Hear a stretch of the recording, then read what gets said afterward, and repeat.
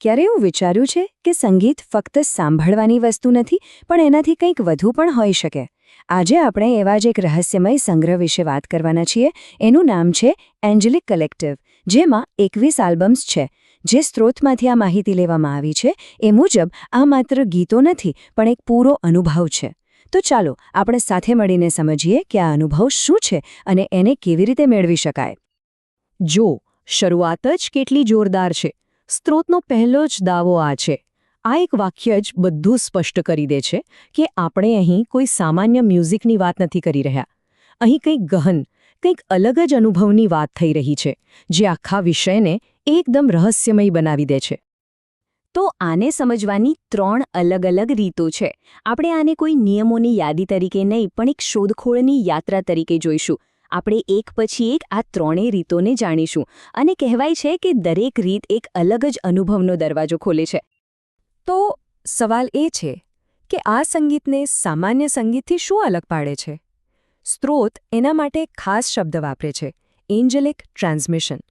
પણ આનો મતલબ શું થાય અને આ કેવી રીતે કામ કરતું હોવાનું માનવામાં આવે છે?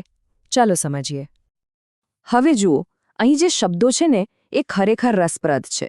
કોડેડ, સ્તરવાળું અને બદલવા માટે બનાવેલું. આનો સીધો અર્થ એ થાય કે આ સંગીત એમ જ નથી બની ગયું, એની પાછળ એક ચોક્કસ હેતુ છે. એ ફક્ત મનોરંજન માટે નથી પણ આપણી આસપાસના વાતાવરણ અને સાંભળનારની માનસિક સ્થિતિ પર અસર કરવા માટે જ એને ખાસ ડિઝાઇન કરાયું છે. ચાલો હવે આપણે પહેલી અને કદાચ સૌથી સહેલી રીત વિશે વાત કરીએ. આ પદ્ધતિ એવી છે કે જેમાં સંગીત આપણા રોજિંદા જીવનમાં એક સાથી જેવું બની જાય છે. આ રીતની ખાસિયત એની સરળતામાં જ છે. વિચાર બહુ સિમ્પલ છે. તમે તમારા રોજના કામ કરો અને બેકગ્રાઉન્ડમાં આ સંગીતને ચાલવા દો. પણ અહીંયા માત્ર સાંભળવાનું નથી. મુખ્ય વાત છે જાગૃત રહેવાની. આસપાસના પ્રકાશમાં શું ફેરફાર થાય છે, પોતાની મનોદશા કેવી બદલાય છે કે પછી શ્વાસની ગતિમાં શું ફેરફાર થાય છે, એના પર ધ્યાન આપવાનું છે.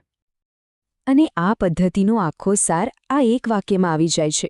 આનો હેતુ માત્ર મ્યુઝિક સાંભળવાનો નથી પણ એક એવી અનુભૂતિ કરવાનો છે કે જાણે કોઈ ઊર્જા, કોઈ શક્તિ આપણી સાથે જ છે, જાણે આપણે એકલા કામ નથી કરી રહ્યા.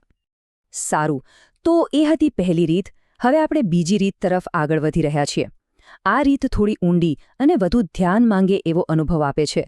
અહીંયા સક્રિય રહેવાને બદલે સમર્પણ પર વધુ ભાર મૂકવામાં આવ્યું છે.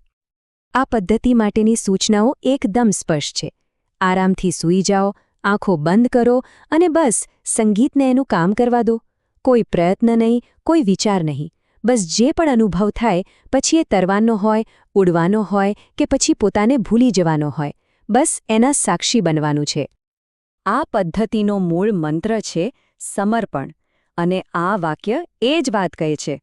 અહીંયા સાંભળનારે નિયંત્રણ છોડી દેવાનું છે અને અનુભવને પોતાની રીતે જ આગળ વધવા દેવાનો છે.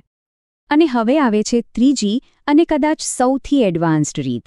આમાં એક ખાસ ઉપકરણનો પણ ઉલ્લેખ છે જેનું નામ છે સુપર બીકન.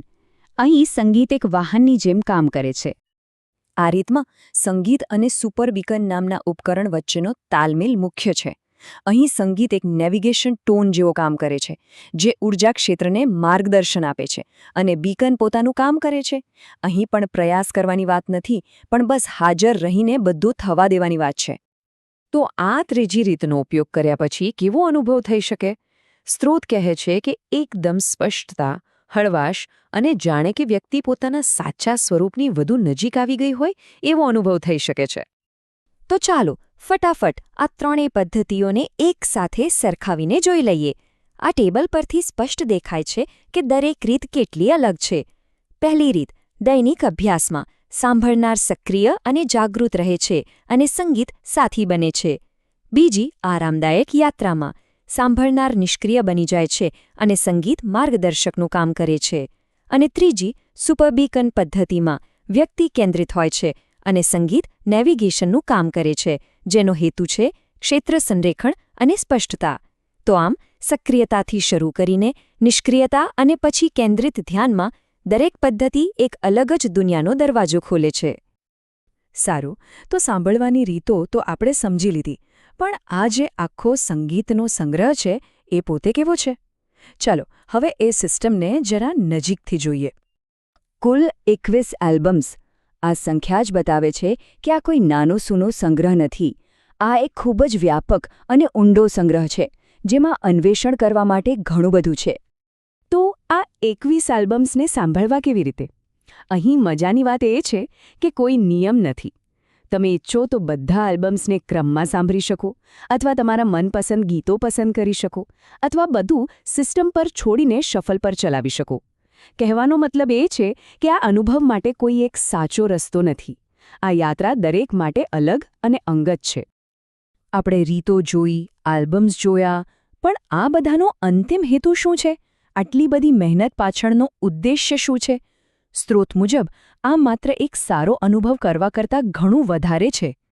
અને અંતે આખા વિષયનો સાર આ એક વાક્યમાં છે: આ કોઈ નિષ્ક્રિય સાંભળવાની પ્રક્રિયા નથી, પણ એક સક્રિય, પરિવર્તનશીલ પ્રક્રિયા છે. Field activation. આ શબ્દનો અર્થ છે કે આ સંગીતનો હેતુ માત્ર વ્યક્તિ પર જ નહીં, પણ તેની આસપાસના સમગ્ર ઊર્જા ક્ષેત્રને સક્રિય કરવાનો અને તેના પર પ્રભાવ પાડવાનો છે. આ સંગીતને એક વાહન, એક સાધન તરીકે રજૂ કરાયું છે, જે કોઈક સફર પર લઈ જાય છે. પણ આ વિશ્લેષણના અંતે એક મોટો સવાલ ઊભો થાય છે. જો આ એક યાત્રા છે, એક વાહન છે, તો તેની મંઝિલ શું છે? વ્યક્તિ જાય છે ક્યાં? અને કદાચ આ એવો સવાલ છે જેનો જવાબ દરેક સાંભળનારને પોતાની અંદર જ શોધવાનો છે.